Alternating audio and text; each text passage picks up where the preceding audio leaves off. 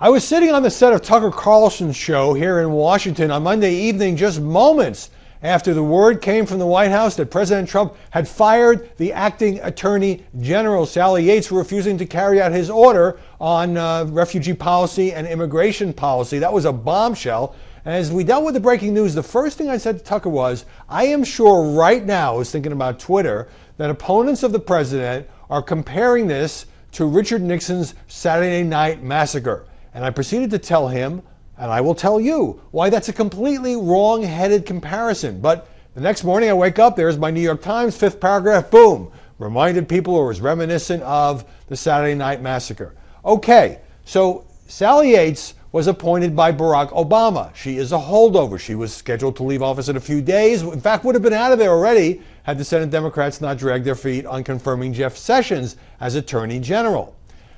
Richard Nixon forced out, accepted the resignations of his Attorney General and Deputy Attorney General, Elliot Richardson and William Ruckelshaus, because they refused an order to fire the Watergate Special Prosecutor, Archibald Cox, and then Nixon named an acting AG, a fellow by the name of Robert Bork, to carry out the order.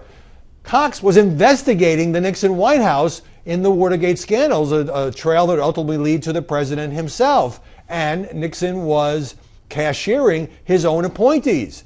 There's no criminal matter here. This is a disagreement about policy with President Trump, and he was letting go somebody from the previous administration who, in her opinion, Sally Yates, felt that this wasn't wise and just, and she questioned the president's intent, except that, I used to cover the Justice Department. I know something about this.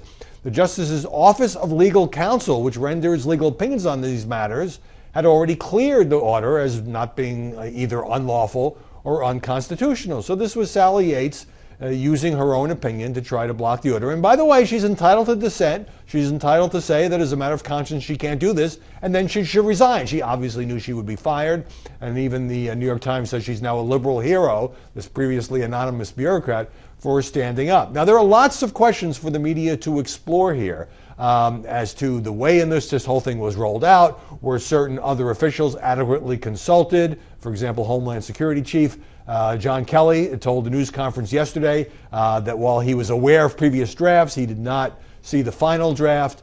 So there's a lot of reporting there. There are certain House GOP staffers on the Hill who cooperated with the White House in drafting this without telling their boss. There was just the chaos that unfolded at certain airports, particularly JFK, and why were green card holders who were legal residents of the U.S. detained in some cases. So all fair subjects for aggressive reporting. And obviously, it's a big spectacle when the acting Attorney General is let go for defying a presidential order. It's a very big story. At the same time, the comparison to Nixon just doesn't wash, and here is perhaps a better comparison, a little bit different situation, but last year, after the Supreme Court ruled that same-sex marriage was legal in all 50 states, you'll all remember the nationwide furor over a Kentucky clerk named Kim Davis, who said that this violated her religious beliefs and she would not issue marriage licenses to gay couples. At that point, some conservative politicians hailed her. But on the left, it was like, how dare this woman interfere with a Supreme Court order and use her own personal beliefs to block something? As it turned out, she was cited for contempt of court, and she briefly went to jail. Now, there are some differences in the cases, of course. But we shouldn't let ideology or anti-Trump animus cloud the analysis of this thing. And so every time I see Saturday Night Massacre, it says to me that somebody who's writing that doesn't fully understand or doesn't particularly want to understand the differences between Richard Nixon and Donald Trump in two very different situations.